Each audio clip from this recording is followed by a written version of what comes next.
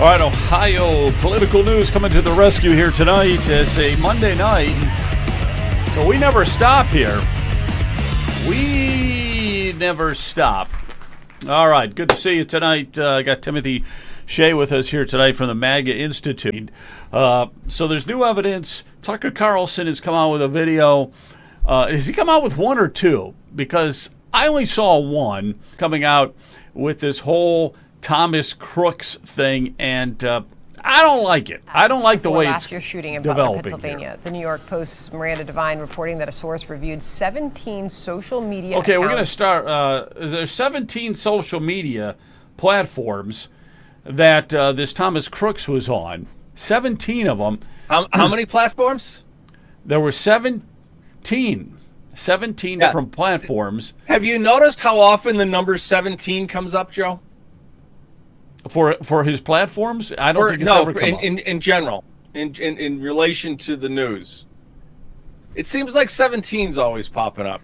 This is why nobody trusts anything we're being told. Q is the 17th letter of the alphabet. That whole QAnon thing, it's like they're playing games with us. Nobody trusts anybody in D.C., including Pam Bondi, and I hate to say it, Kash Patel and Dan Bongino in this FBI. Yeah, I don't agree at all with what Kash Patel and Dan Bongino and Pam Bondi are telling us at all with this whole thing with the Trump situation. Listen to some of this. Crooks, it's amazing. Revealing an extensive online footprint the feds have not openly discussed. Crooks allegedly used they, them pronouns on the platform, posted years of violent rhetoric, and flipped from pro-Trump to openly anti-Trump in the months leading up to the attack. One former FBI agent telling Devine if they have investigated that kid, there's a record of it, and there's an assessment that some leader made that was not a threat, or it rose to a level and they did something else. New York Post columnist Miranda Devine.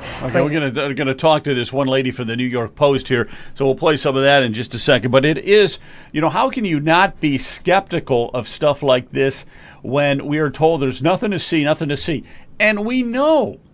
It's so obvious there's more to see. First of all, this kid getting up on there and just firing 8 shots like that is impossible because they're coming from all different angles. And I think one of the videos that Tucker has is that he can prove that there were multiple shooters. I have to check out his second video to see what kind of evidence he has. But I've heard many people say that. You got different angles for these bullets coming at Trump. They're not all coming from that one kid with that one spot there. It's impossible. That's impossible. Well, here's why nobody trusts this Miranda Devine story. Because it came from FBI. Okay, the timeline was Tucker came out with some information that FBI either didn't have or didn't want us to have. And then all of a sudden, and that was last Thursday, I think. And then all of a sudden on Monday or Sunday night, Miranda comes out with this story with FBI sources. She's a real journalist, has tremendous sources in the government. We're not doubting Miranda Devine. We're doubting is the information that was fed to her. Was he really a furry? Did he really use they, them pronouns? Awful lot like Tyler Robinson in the Charlie Kirk shooting. They let us know about that right away. They let us know about the Nashville tranny shooter that the Biden administration had repressed. Why didn't they come out before Tucker talking about this with regard to Thomas Crooks? The only explanation, Joe, would be if there was an ongoing investigation into the associates he had. Was there a network involved? Had he been brainwashed into doing this? Was there a conspiracy afoot? But FBI came out themselves and said he was a lone shooter, so that explanation doesn't wash either, Joe. Well, there's so much that doesn't wash with this whole thing, and it's very irritating. But from let me just go back to this here. So you're saying that this woman now there was actually this is the woman you're referring to here from the New York Post. Miranda Devine. She's an outstanding journalist. Another thing, too, Timothy, you only see that one photo of Crooks, and he's like 15 years old there. Yeah, they always do that, too, don't they? Yeah, they always do that. But that's They don't the show him only- with the long hair and the yeah. Right. And I think the FBI was saying, well, it's the only picture we got of the guy. Get out of here. That's not true. We got a picture of him right outside the building before he climbed up on the roof. All right, let's listen to A this very a minute. large digital footprint left behind by 20-year-old Thomas Crook. And we were sort of You can see that circle up there. He's actually walking along that rooftop. How obvious, and look how close that is.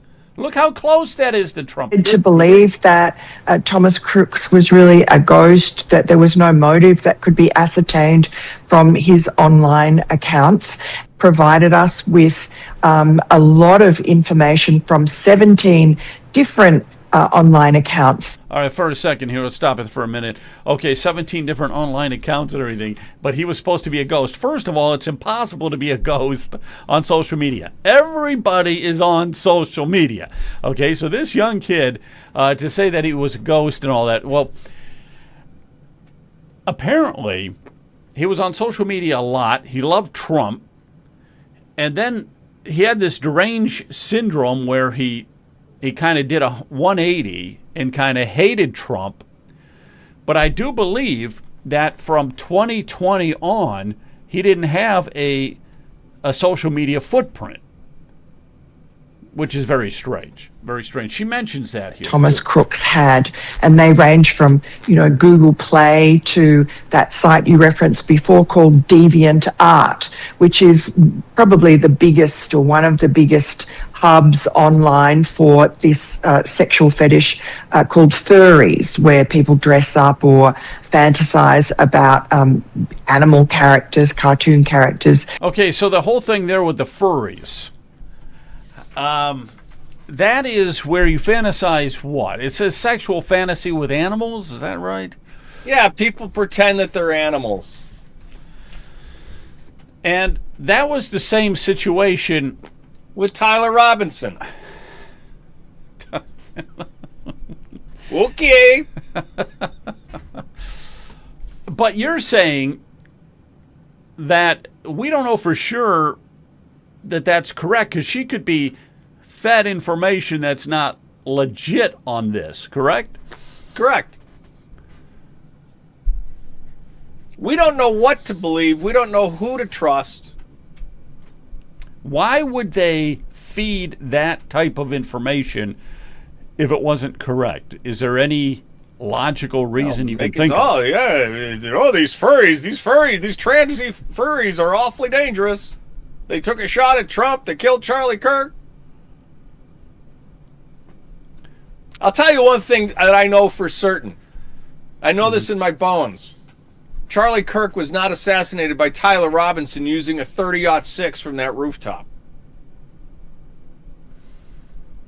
Well, there was a camera up there on that roof.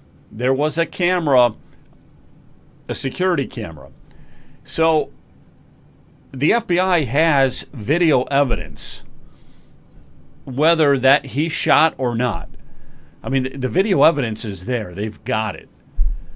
They're not sharing it with us, but there was a security camera right there on the roof, which would have caught everything that the shooter did. And that's another very bizarre story, too. I mean, very bizarre, that one with Charlie Kirk. I know, very bizarre. No one even tried to give him medical aid. His security and his staff around there. His right-hand man turned away and called Erica. Didn't even look at Charlie.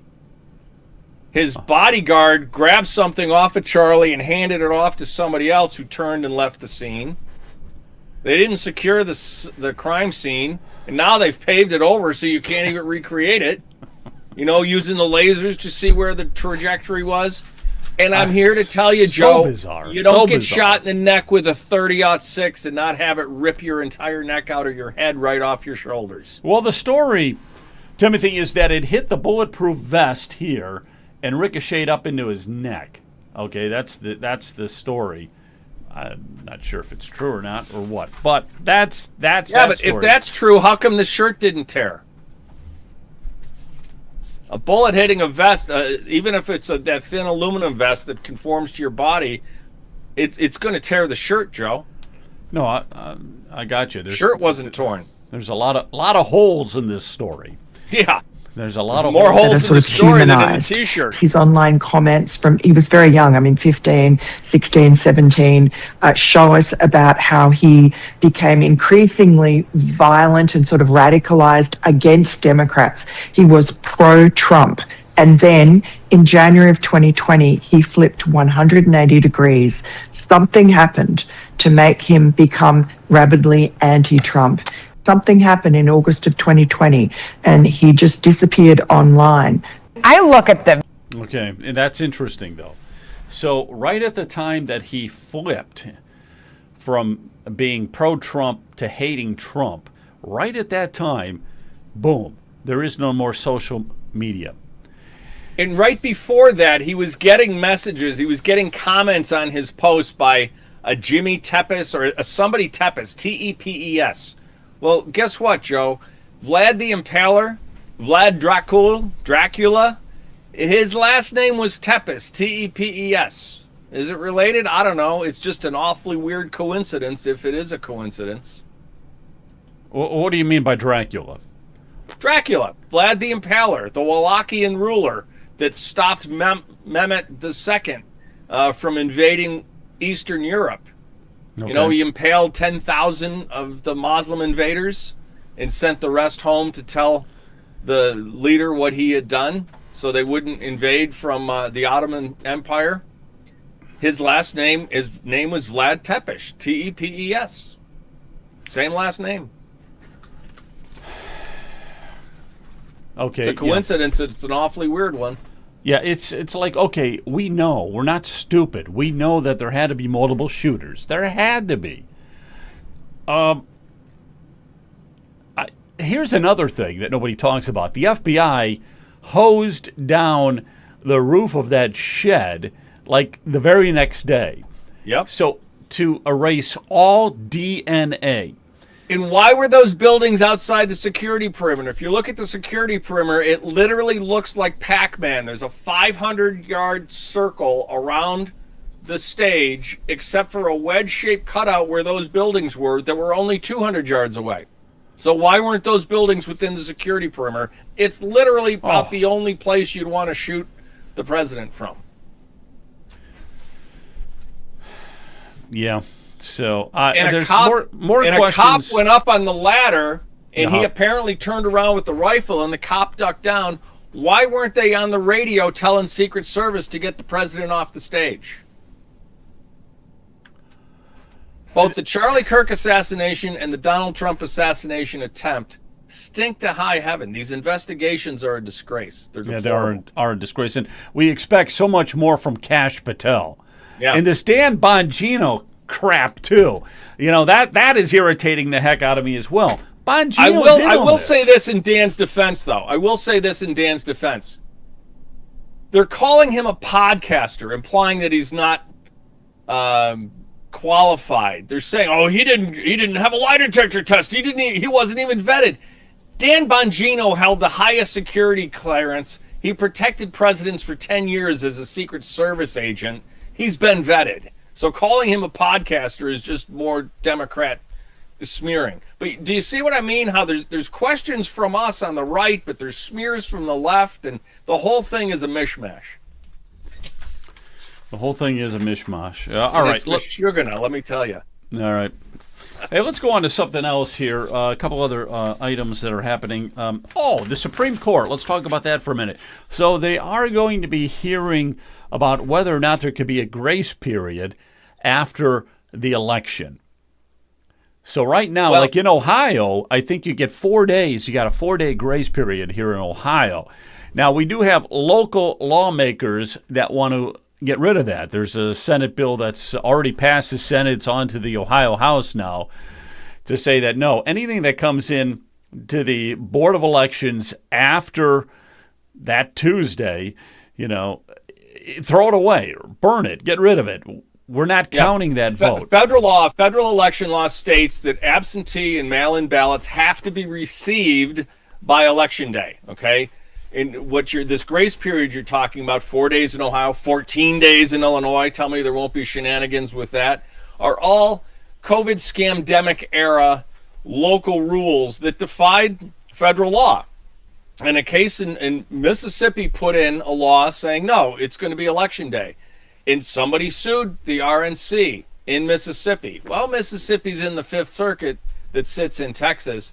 And luckily, they said no bueno. And the Fifth Circuit ruled, no, they got to be received by election day. So the case is before the Supreme Court. The Supreme Court just accepted the case. So there will be oral arguments and they'll be ruling before next June. And this is a really important case for two reasons.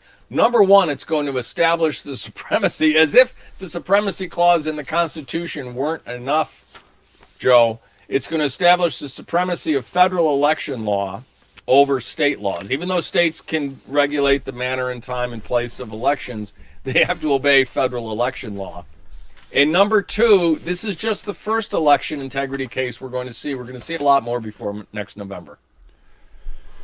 Okay, so that's at the Supreme Court right now. They're debating it and well, talking about it. It's been accepted, so it'll be scheduled for oral hearing. Yes. Okay, and they'll put that as on the fast track, obviously, with the Yes. elections and all that coming up. But it just makes really good common sense that anything, and I don't know how you can do 14 days after the fact. You were saying, Come on, it's Illinois. In Illinois, Chicago's 2 city weeks. motto is vote early, vote often. 2 weeks. So what is the rationale of that? Does it have to be postmarked before that election day? Is that it? But Well, they're saying, yeah, as long if it's postmarked, what the grace period is, if it's postmarked at least on election day, then there's a grace period, 4 days in Ohio, 14 days in various 21 other states in the District of Columbia. But you got 14. Allow it okay. to be received later, saying that the mail is slow because of Dorona and all the other nonsense. Well, sorry, that's not the way it works. And here's the real problem, Joe. A postmark is intended to cancel a stamp, right? You put a stamp on, and then the postmark cancels that stamp. Well, a lot of these mail-in ballots are prepaid postage return. There's no postmark. So all of a sudden, you can show up with a van full of ballots in Chicago. Sure. And, these just came in the mail.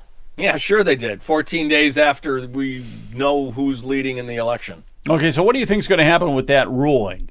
I think the Fifth Circuit ruling is going to be upheld, and that no, mail-in ballots have to be received by Election Day. I think the Supreme Court is going to rule that the Fifth Circuit was absolutely correct, and it's holding. Good. I agree with you. It's got to be that way. And so then just mail it several days before the election so that it gets there. Okay. Yeah. And if it doesn't, then vote in person next time. Everybody should be voting in person. Now, here's the problem I have here in Ohio, and that is we got 30 days early voting, absentee voting, 30 days, okay, mail-in voting. But when you do a mail-in ballot, you don't have to show your ID. Correct. You're putting down your last four of your Social Security. That's like about it, okay? And that's kind of hokey. That's very hokey. So there is a law here in Ohio now that's kind of going through the chambers, and we'll see if it gets anywhere. But they want you to have to show ID, which makes perfect sense. If you're going to show up in person, you got to show your driver's license. Then take a picture of it, a photocopy of it, and send it in with your ballot so that they can check to see, the ID, make sure it's really you. Of course, the Democrats are raising holy hell over that. They don't want anything like that to interfere. It's causing it's discrimination. There's so much discrimination anytime you try to get any kind of voter integrity. Okay. You know where there's no discrimination though, Dan? There's no discrimination with these people lying to get EBT benefits and then putting up Instagram videos showing the shopping carts full of food that they just bought.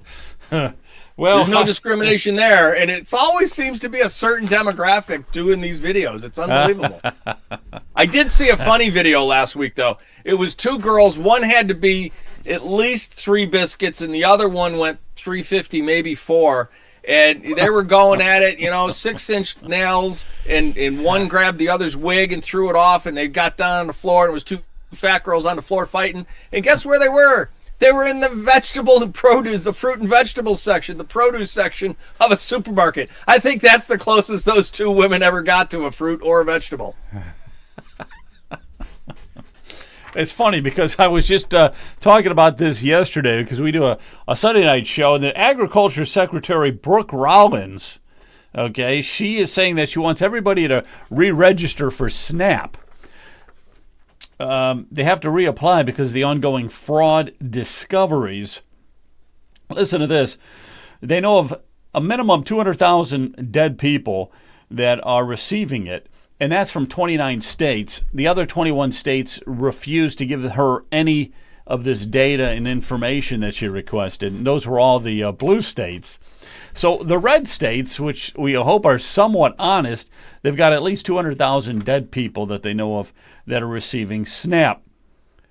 There's 500,000 people that they know of that have registered twice and are receiving a double dipping on SNAP.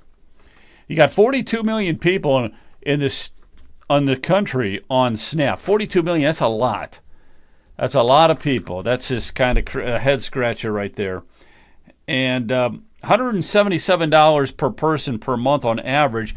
And I was thinking, man, you know, these households, if you got 5 people in a household, that's $885. That's pretty good. That's pretty good amount of food per month. You could definitely live on that if you had to. But and 80% of the people using the program, they said, are able to work. They estimate that at least 80% of the people that are on SNAP should actually be working. All right. It says in the Bible, if you don't work, you don't eat. That's right. If you Paul's don't work, letter to Thessalonians. That's right. That's even in the Bible. So you don't work, you don't eat. St. Paul said that. Now there are second people. letter to Thessalonians. Yeah, there are people out there that'll legitimately need the help, but this is just, they say it's like the biggest fraud scam there is. SNAP. And what hasn't been addressed in this, Joe? Notice that there was no mention of how many illegals are getting SNAP benefits. If you get the illegals out of this country, it fixes the healthcare problem, it fixes the emergency room visit problem, it fixes the SNAP problem, it fixes the Social Security problem, it fixes the Medicaid problem. No, if you got those, if you got the illegals, you took the SNAP away from them, they're going to leave. They're going to hightail it out of here. If you take away all the entitlements from the illegals, they're out of here. They can't survive because they're not working. They're getting the free food, the free housing, the free cars, the free everything. And once that stops, then they got to hightail it out of here, which is a good strategy.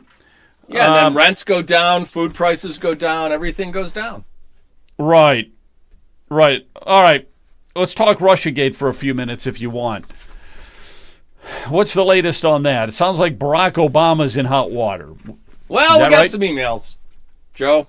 We got some emails from the president.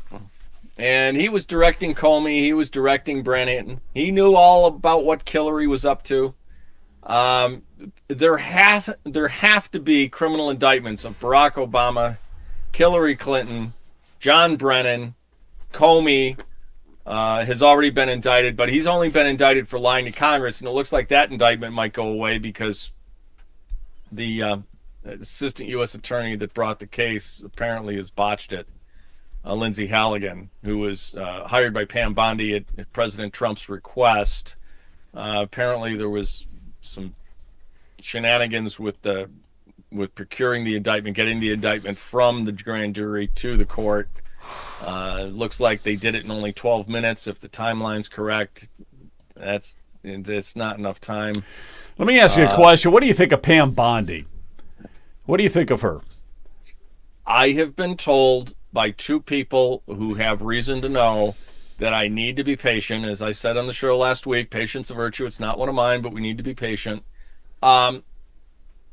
It doesn't look good for Pam right now, but President Trump is known for one thing. It's plot twists. Every time they think they've got him on the ropes, every time he's just hanging on by the skin of his nails, it's all of a sudden, oh, look, it's you falling off the roof, not me. Right. So, I've been told to wait and see that a lot is going to happen in the next 2 months. And I said, okay, Just call me Tommy from Missouri, St. Thomas from Missouri. You got to show me. All right, so a lot's going to happen in the next 2 months in regards to what? Russiagate? In regards to everything. Obamagate? Maybe it's called Obamagate now. There are so many criminal investigations going on of the Obama administration, the first administration, the second administration into the first Trump administration, the third Obama administration, which was known as the Joe Autopen administration. It's just there's a lot. There's Russiagate. There's election integrity. There's. So you're saying a lot of this is going to work its way out. That Pam that's Bondi what I'm told. is going That's to what come I'm told. through. She is And I going said, to come okay, through. I'll keep an open mind. I'll keep the door open, but it's not looking good for Pam at this particular moment. No, I very disappointed with her, but I'm disappointed with everybody. But maybe it's premature. Maybe it's too early. That's what I'm being told. But, Yeah. look, people, with regard to Maha, right? We voted to end the mRNA jabs, and we end up getting cheaper Ozempic. People aren't happy with Bobby Kennedy either. They're saying, is he compromised? What's going on? There's a lot of confusion. A lot of this confusion is caused by outside agitators. Okay, everybody's talking about AIPAC and how AIPAC owns Congress. Well, guess what? AIPAC has spent $65 million lobbying Congress since 1998. $65 million. Guess how much Qatar gave Newsmax last year? Qatar gave Chris Ruddy at Newsmax $65 million 1 year. Not 27 years, 1 year. Qatar has spent billions of dollars trying to influence us. It's got Al Jazeera. It's got, we've got all sorts of people on the right compromised taking Qatari money. People are saying Tucker did. Tucker says he hasn't. I don't know what's real there. But I do know Qatar's spending a lot of money to influence our elections. And President Trump is in bed with Saudi Arabia. We're going to sell Saudi Arabia F-35s. He's in bed with Qatar. I understand the Abraham Accords and solving Middle East peace and all of that. But Qatar is a very malign influence on our political discourse. And a lot of the confusion is being created by outside agitators, which is why somebody has started a movement to have country of origin flags on every X account. They're petitioning Elon to put the flag of the country where the account originates up there. And I frankly think that's a good idea. All right, very good. Just real quick, your thoughts on Tucker Carlson? I mean, he's getting to be controversial now. So, just real quick, what's your thoughts on Tucker? And also, what's your thoughts on MTG and her, Trump was going after her on social media and stuff. Well, I met Mark. Anything there? Or are you taking sides, or is it just a lot about I'm not nothing? taking sides because No? I'm not taking sides because I really think everybody's on the same side. I think this division is ridiculous. I met Marjorie almost 4 years ago at CPAC down in Florida in 2021. She's a very sincere, very earnest woman. She fully believes in America first. She's committed. She's a warrior. She's amazing. Tucker, I have a tremendous amount of respect for. I will say this, compare and contrast Tucker Carlson with William F. Buckley Jr. Now, Bill Buckley used to have very controversial guests, and there was no talk of platforming back then. He had a convicted rapist, Eldridge, I almost said Elbridge Gary. That's the governor of Massachusetts that gave us the gerrymander. But he had the Black Panther that had been convicted of rape on. He had Madalyn Mary O'Hara, an atheist, on. He had a lot of he had Huey Newton on, also Black Panther. He had a lot of controversial people on. So I have no problem with Tucker having Nick Fuentes on, Tucker having that clown chemist from Cornell who said that Hitler wasn't such a bad guy and that it was Churchill that was the real war criminal in World War II, complete historical revisionism. I don't have a problem with Tucker having these people on. However, Bill Buckley would cross-examine them. Bill Buckley would have them on, give them an opportunity to spew their nonsense, and then he would dissect it. and he would skewer it, and he would show people how those people aren't worthy of listening to. Tucker didn't do that, except with Ted Cruz. Why didn't he treat Nick Fuentes and these other people, these Nazi deniers, the people that think the Nazis had a pretty good idea? Why didn't he lambaste them the way he did Ted Cruz, who's supposed to be one of us, one of the good guys, right? Ted's a conservative. Why did Tucker go after Ted Cruz hammer and tongs and not Nick Fuentes and the other controversial guests he's had on? So I don't have a problem with him having controversial guests. I have a problem with him nodding and laughing and just not challenging what they're saying. Okay. Because what they're saying is absolute garbage. What Nick Fuentes was saying, and what the people saying that Churchill was a war criminal and Hitler wasn't such a bad guy, it's absolute garbage. And Tucker should have pushed back on it. Gotcha. Hey, one last question here before we wrap it up tonight. What's your thoughts about Trump? Has he been spending too much time in foreign countries? Should he be focusing more on MAGA? I mean, that's what people want, make America great again. It seems like he's been everywhere except here I don't think country. so. With modern technology, it doesn't matter where the president is. I will tell you this. The president sleeps only 4.5 to 5 hours a day. Yeah. It doesn't matter where in the world he is. He's always doing business. He's always doing deals. He's on the phone. He's using the social media. He's always working for the American people at no salary, I might add. So it doesn't matter if he's in a foreign country. I mean, look, he's done some amazing things here in America while he's been in Europe. So I have no problem with his travel schedule. Okay. Well, Timothy, thanks again. Appreciate it. Thanks for all your the information that you have, and we really appreciate it. Always enjoy talking to you. So let's try to do this again next Monday. Okay. Have a good night. Take care. See you.